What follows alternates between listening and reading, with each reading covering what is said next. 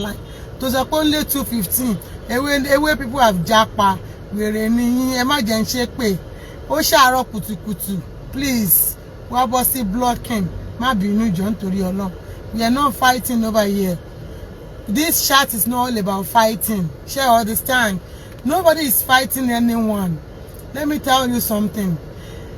Yorùbá sọ pé téyì yóò ṣe èyí tó jù bẹ́ẹ̀ lọ máa ṣe. Ẹ jẹ́ ká máa dúpẹ́ lọ́wọ́ Ọlọ́run ipòkípò tá bá wà. Gbogbo nǹkan tó bá dé bẹ́ẹ̀ dá láyé yìí. Ẹ sábàbí lásán ni. A ti kọ́pọ̀ máa rí bẹ́ẹ̀ ni. Kò sí nǹkan tá a rí rí, kò sí nǹkan tí ò ṣẹlẹ̀ rí. Nǹkan tí ò gbọ́ rí, nǹkan tí ò rí rí, nǹkan tójú ò rí rí kò ní ṣẹlẹ̀. Kí ni problem ayé yín? Ṣé you get? Kí ló dé tẹ́ ń pariwo? Kí ló dé tẹ́ ń sunkún? Kí ló dé tẹ́ ń ṣe update? Kí ló dé tẹ́ ń ṣe chat? Ta ló rún yín ṣẹ́? Ẹ má ké kiri mẹ́. For me, as iyaibadan concern, mi ò rán anybody ṣẹ́. The only person tí mo respect lórí Facebook, social media, jẹ́ tó sọ mọ́ ẹni mò ń sọ lórí social media yìí. Ó ní Esabod. Ó ní Màámi Aláṣàbí. No matter the situation, no matter the condition, no matter what happened, no matter all the castigation, no matter all the abuse, I will never come out to do live show for her. One on one. So nǹkan tó bá wù yín gbogbo ọ̀rọ̀ tẹ́ ń twist yẹn, I fucking don't care about it. Mi ò ríro, mi ò rán yín ṣẹ́, mi ò rán yàrá yẹ anybody. Wàláhì mo tútù sọ, ẹ jẹ́ kí màámi bú mi. Ẹ gbà bẹ́ẹ̀ dáhùn. Ẹ jẹ́ kó sọ pé dàlẹ̀ mi ni. Ẹ jẹ́ kó tẹ̀ sí mi lójú báwo nìyẹn ṣe kàn ya yín. Ṣé orúkọ kan náà lájọ ń jẹ́ ni? Ṣé yín jẹ́ Síkírà ni? Abẹ́yìn lẹ̀ ń jájọ tàbí Ìyábàdàn original lórúkọ tiyín. Báwo ló ṣe kàn yálà ya ìyá lákùyà yín? Ebe mi mo nara mi. Ẹ jẹ́ ó bú mi náà. Ẹ jẹ́ wo ẹ mọ̀ nǹkan. In fact, I am so impressed. Ṣé you get? Mommy love me dákú. Aláṣàbí, I will continue to respect you. Mo gbé fún ẹ màmá. Mi ò rí yàlá yẹ anybody. Ó gbomi jẹ́ lójú mi pé màmí wá calm. Wọ́n wá calm. Wọ́n wá cool down. Wọ́n wá ń wò pé ọmọ àwọn ló ṣe àwọn. Báwo ni káwọn ṣe sọ̀rọ̀ ẹ̀ gan-an? Tó bá jẹ́ pé lómi ló dán wò láti 3 weeks ago. Ọ̀rọ̀ ẹni kó mi ò gbé wọn mọ́ra. Tó bá jẹ́ ẹlòmíì ló dán nǹkan tí Ìyábàdàn dán wò fún Màámi Aláṣàbí láti 3 weeks ago á ti máa jẹ yín ẹ̀ ń ṣú. Ṣé orí pé Màámi ẹ jẹ́ má bínú 1 second.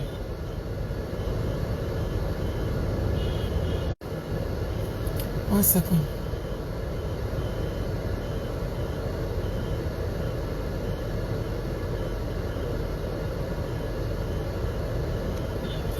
Má bínú jẹ́ mò ń ṣe chat ni mò ń gbé. Ṣé o ti bá mi gbé fún wọn?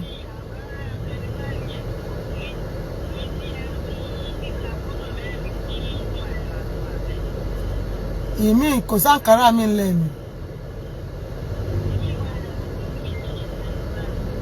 Okay, jẹ́ kí n wo ìtàwọn mú jẹ́ kí sáré wò máa pẹ́ padà sí.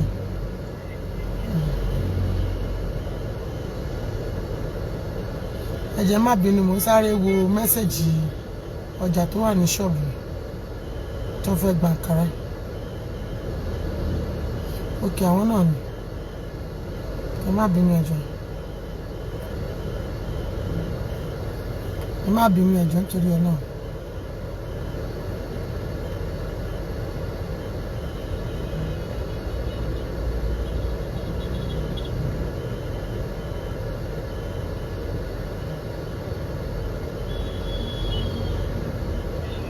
Àwọn náà ni àwọn ní mẹ́rin 25 ìyá bá mi gbé fún wọn ó ṣe.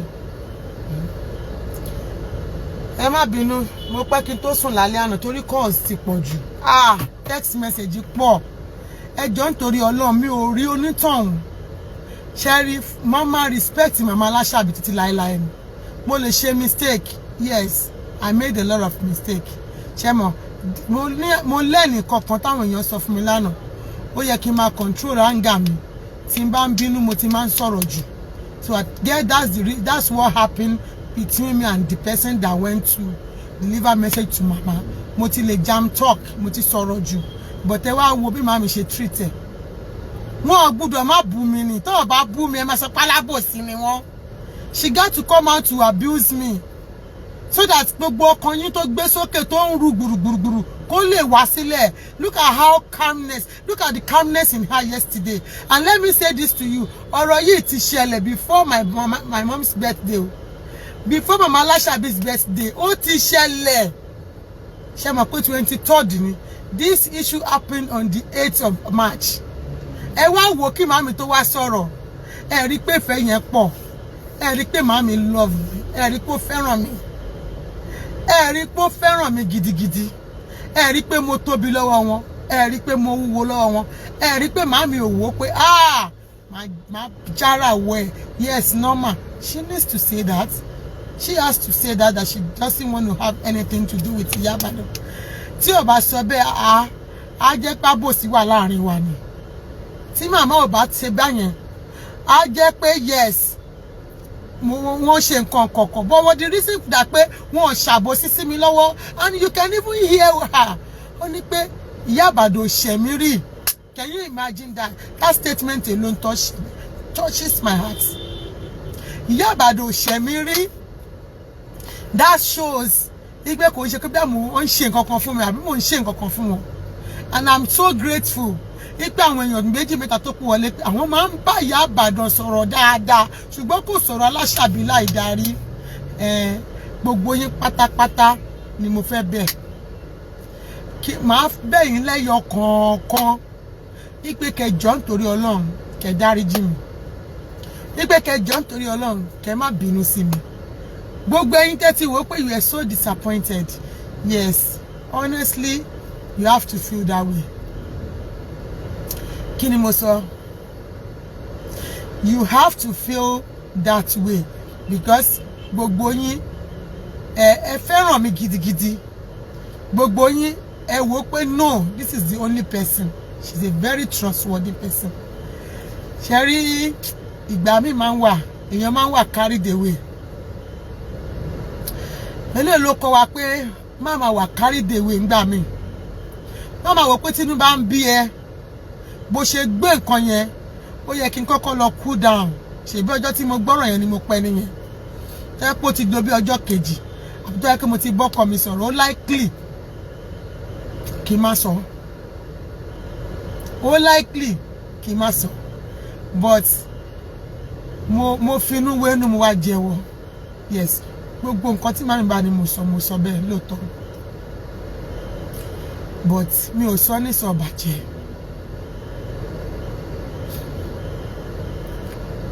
Mi ò sọ ní sọ bàjẹ́. Mo sọ bí ẹni pé bàṣẹjọ máa ń rap, bàṣẹjọ máa ń sọ̀rọ̀. Tí n bá rí nǹkan tí mi ò like, tí n bá rí nǹkan tí ò dùn mọ́ mi nínú ni mo fi sọ.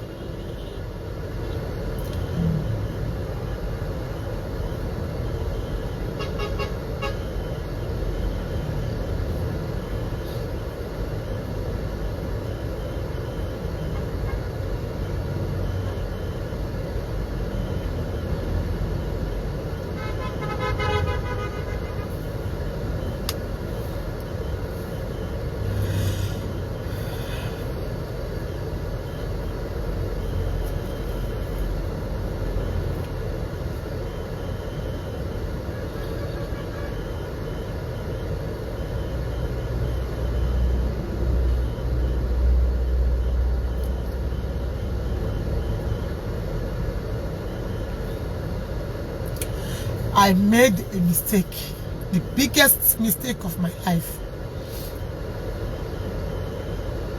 That was the mistake I made March 8, 2022. And I will never forget. Never. Ẹ sọ kọ́kọ́ fún yín. Tí n bá jẹ́ oníkòtòkòtò, tí n bá jẹ́ oníwọ̀nranwọ̀nran, tí n bá jẹ́ ṣèkìṣáájò, kò yẹ kí n mọ source tí mo sọ̀rọ̀ sí.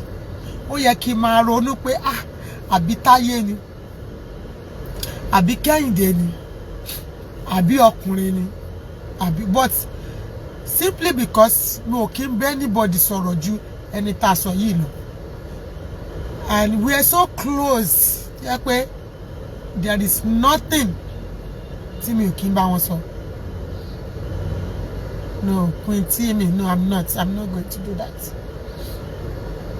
I'm not going to do that. That comment, I'm not going to do that. There are two different statements.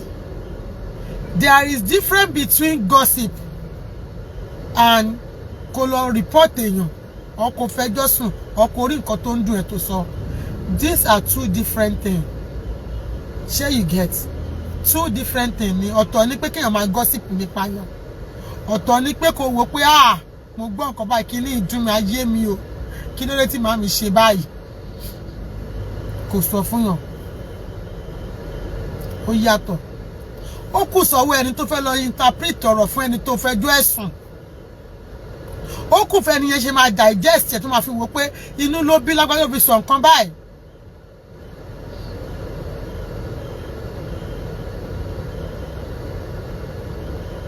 Ṣé ti yé yín? Mo wá bẹ̀ everybody ni. Mo fẹ́ Ọlọ́run bẹ̀ yín.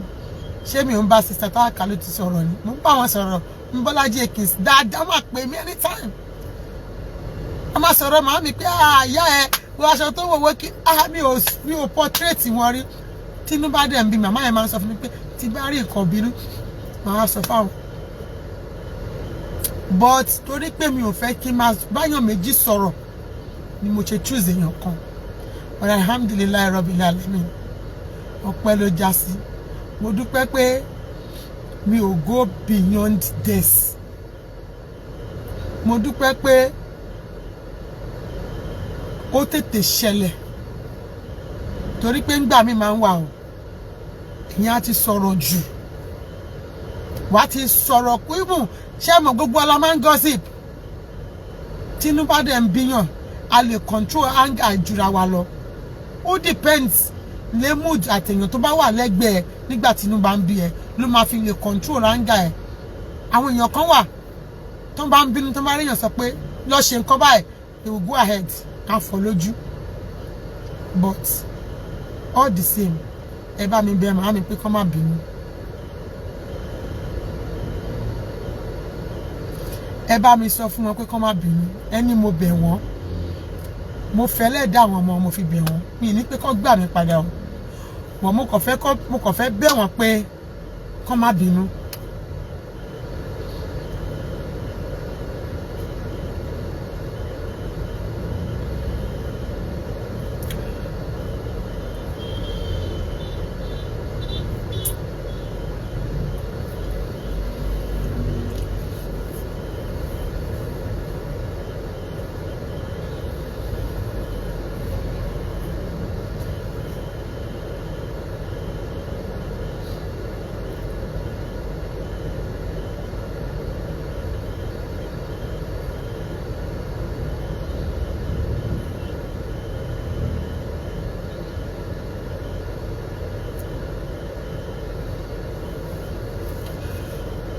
Mi ẹ má bínú mà. Gbogbo nǹkan tí wọ́n bá ṣe fún yín lásìkò yìí, gbogbo chat tó bá play fún yín, mo fẹ́ kẹ́ fi yá Ọlọ́run. Mo fẹ́ kẹ́ fi yá lára Ọlọ́run gẹ́gẹ́ bí inú oṣù tá wà yìí. Ẹ jọ̀ọ́ mà, mo bẹ̀ yín ni torí Ọlọ́run. Ẹ má bínú mà. Tina, mo bẹ̀ ẹ́ kó má bínú ìyá mi torí Ọlọ́run. Mr. Taiwo PS, gbogbo ẹ̀rẹ̀ tí n bá fẹ́ jẹ́ kó fi ra yín lára, mo bẹ̀ yín torí Ọlọ́run. Mo forí ṣàbẹ́jì bẹ̀ yín. Ẹ má bínú sà. Mo fọlọ́run bá bẹ̀ yín. Ẹni rí dààmú. Màámi Aláṣàbí, ẹ má bínú. Mo fọlọ́run bá bẹ̀ yín. Irú ò lè ṣẹlẹ̀ láéláé. Àgbà tó jì sí kòtò lọ̀rọ̀ tó wà nílẹ̀ yìí o. Ó kára yòókù lọ́gbọ́n. Gbogbo ẹ̀yin EWE nation pátápátá. Gbogbo ẹ̀yin tí mi ò expect. It was even so amazing. I was really shocked seeing you people's comments yesterday. Oh my gosh. Thank you for loving me. God bless you. Thank you for standing by me on this crucial time. I really appreciate you. Thank you so much. support EWE Nation. I can see that you guys love me. I see everybody's comments. I watched the show till 4 a.m. this morning. Thank you very, very much.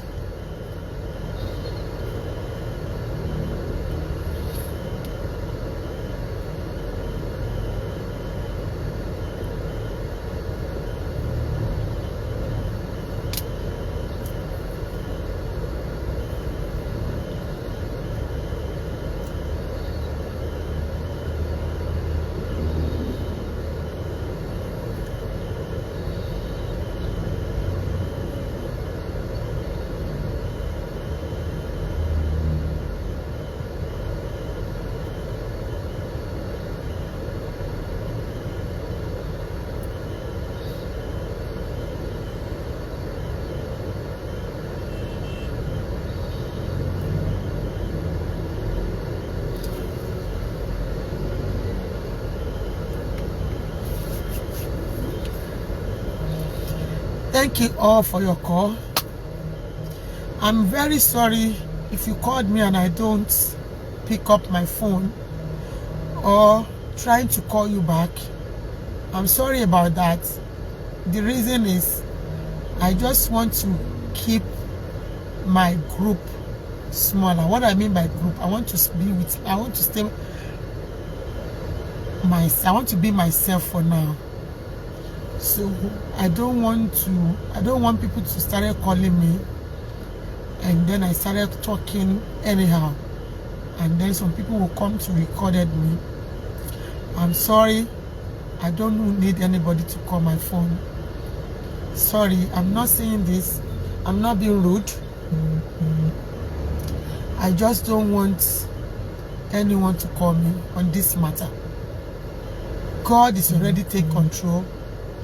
Yoruba man sọ pé tí nǹkan bá bàjẹ́ kò kí n tò. Yes, it is true. I know a lot of people blamed me a lot. Mi ṣe jẹ́ kó dárúkọ mi. No, wọ́n ti dárúkọ mi already. Wọ́n ti sọ pé igbákejì. Ó dẹ̀ ti jòwe mi. So Ọlọ́run dẹ̀ fẹ́ kó wáyé báyẹn ni. If not, ẹni tó ṣe ṣáàtì gan, mi ò ń wo ṣáàtì. Mi ò ń lọ sórí page mi ò ń wò mí mọ̀ pé kíní yẹn kò ṣe bó kò ṣe gbé wá. See, kíní yẹn fa fi happen. I was watching the chat until nígbà tí mo rí pé eléyìí tó sọ yìí ó máa damage mi, ó máa damage image mi, ó máa bà lé mi jẹ́, ó máa bà home mi jẹ́, ó máa bà marriage mi jẹ́. What for? Why would I be dating PS homes? I might come out to do a fair on it, but at this moment, there is nothing like that. It will never happen. It has never happened before, and it will never happen. Never. So, ẹ bá mi bẹ̀ màmí pé kí wọ́n má bínú. Ọlọ́run lọ́ba aláforíjì. Kó wo inú oṣù tá wà yìí. Kó dárí gbogbo nǹkan tí n bá ti ṣe. Àti tí mo ṣe, àti tí mi ò ṣe, àti táwọn èèyàn fi ń ṣàsọdùn. Irú tàná sìn, wọ́n láwọn èèyàn kan ní mò ń pè àwọn káwọn má lọ join ní EWE group. Oṣù tuntun lóṣù lámúlánà láwa yìí. Ìsọ̀rọ̀ jókòó tádé láì dá. Ìsọ̀rọ̀ kéèsì ìyá àbèjì. Ẹ jẹ́ kí n clear air fún yín. Gbogbo àmì talk about voice recording, voice notes. I never recorded anyone in my life. Àwa náà àjọ ń ta síra wa ni. Mi ò record èèyàn rí. Mi dẹ̀ ní ever record. Mi ò ní record anybody. Anybody tí bá sọ fún yín pé mo ní record, irọ́ mò ń pa o. Àfijọ́ ń ṣe fracas ni o.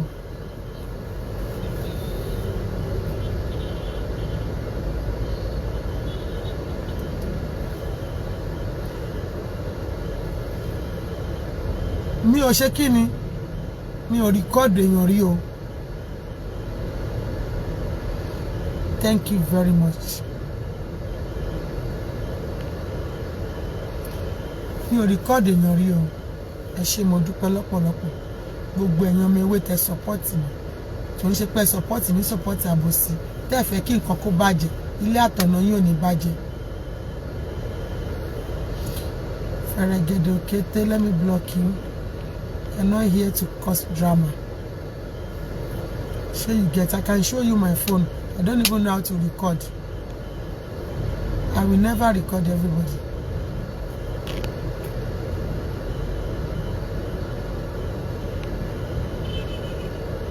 So bó ṣe jẹ́ nìyẹn.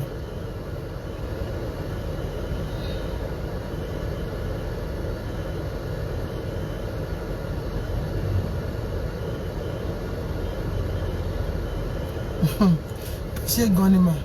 Ilé àtọ̀nà yín ò ní dàrú. Sister Kemi Moshood, I'm very sorry. I'm so sorry for what happened yesterday. Sorry about that. Sister, Brother Stubosun Martins, I'm very sorry that Mama has to insulted both of you because of me. I'm very sorry. Mi ò tí bẹ́yìn méjèèjì sọ̀rọ̀ rí láyé mi. Ẹ bá mi sọ̀rọ̀ rí, mi pè yín rí, ẹ bá mi bá yín sọ̀rọ̀ rí. Thank you for the love. Olabisi Binta, thank you. Wiki Olaide, thank you. Basuna Alima, thank you. Olori Comfort Olaya, thank you so much. I appreciate all of you, all EWE Nation generally. I might not mention your name. Thank you, every one of you. Mama Adebin Pela Shadra, thank you, ma. Thank you so much. I love you, ma. God bless you. Thank you very, very much. Grandma, thank you so much.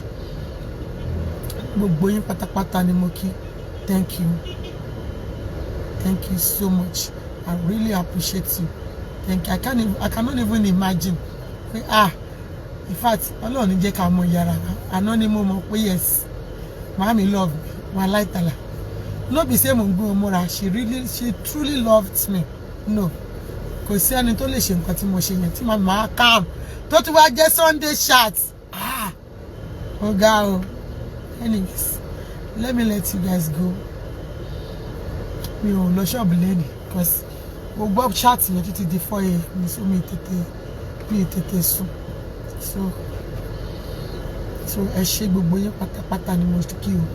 Mo kí yín láì ṣe kíni láì dẹ́ni kankan sí Alájà Fatima, sister ìyàwó mi Alájà Islamiat, God bless you. Mélòó ni mo fẹ́ kà, my friend, my one and only friend in US, you are blessed. Thank you very much. God bless you. Everybody around me, thank you. And you sisters in America, one and only auntie, ẹ má bínú pé mi ò gbé call yín, mo refuse láti gbé because mi fẹ́ sọ̀rọ̀. Ẹ jọ̀ọ́ mà, ẹ má ẹ ká pé lórí ọ̀rọ̀ yìí. Ọlọ́run ti bá wa dá sí. Pastor, thank you very much. Thank you, Sister Shiliola, Tinuola love, gbogbo yín ni mo kí. Sister Eshlawa, mo kí yín. Akindayo Tolani, ẹ ṣé mà. Yèyé Adébùkọ́lá, thank you very much. Thank you so much. Sashiliola, God bless you. Thank you very, very much. All the admin, all the protocol. Gbogbo yín pátá, ẹ má bínú torí Ọlọ́run, ẹ má bínú. Àní ratio, ẹ jẹ́ bá mi fi wọ́n sílẹ̀, ẹ jẹ́ kó máa ṣe bó ṣe wù wọ́n. Ẹ̀yẹ wa ndí àmínú mú kí yín. Ẹ jẹ́ kó máa fi mí ṣe chat. Wọ́n bá mi polówó ni. Wọ́n polówó mi ni. Àṣàkẹ́ Adé, my one and only. Oh my God, my friend, God bless you. Ejoko Tadi Omoba, I never said anything bad about you. You are a darling and I love you. You are a darling to my family. People may not know. So they think it's only on Facebook. So God bless you. Thank you very much. Bitola Fasasi, MJ Bella, Ima Ajoke, Thomas, thank you. Gbogbo yín pátápátá, I say thank you. Ẹ ṣé àbárin bẹ̀ Màámi, Blender James, thank you very much. Queen Temi, thank you. Ẹni kí Màámi má bínú, abiyamọ gbèjà gbọ̀rọ̀gbọ̀rọ̀. I will never erase that Màámi. Yes, Màámi Alashabi, God bless you. Thank you very much. Tina, wàláì tàlà ibire ló máa ṣe ruka. Mi ò ní dínà ọmọ ọlọ́mọ torí mi fẹ́ kọ́lọ̀ dínà ọmọ mi. Lágbára Ọlọ́run lẹ́nu ní ò ní dínà ẹ̀. Ẹ jẹ́ ká lè máa sọ nǹkan tó bá wù wọ́n lè twist ọ̀rọ̀ mi. Ẹ jẹ́ kó máa sọ Philomena, thank you. Tolani Adeyemi, thank you so much. Thank you for joining. Thank you for watching. That's all I want to say. Shewa Iwalewa Mokinyi Folashade. Oh, Folashade ọ̀rẹ́ mi. Oh my goodness. Folashade ọ̀rẹ́ mi. Folashade ìyàwó mi. Oh my gosh. She was just crying yesterday. She was just crying. She was just saying, oh my God, Ajoke, why did you do this? Ajoke. Ọlọ́run ní pa ẹlẹ́kún. Wàá jèrè gbogbo àwọn ọmọ ẹ̀. Àwọn ẹ̀jìrò yìí là kí ò ní kú mọ́ ẹ lójú. Thank you, ìyá mi. God bless you. Mary Ademola, gbogbo yín ni mo kí. Ẹ ṣé mo dúpẹ́ o. Thank you. Ṣé mọ̀ pé Bible God sọ pé all things shall pass away. Àbí this season shall do what? Ó máa fẹ́ lọ. Ẹ ṣé mà.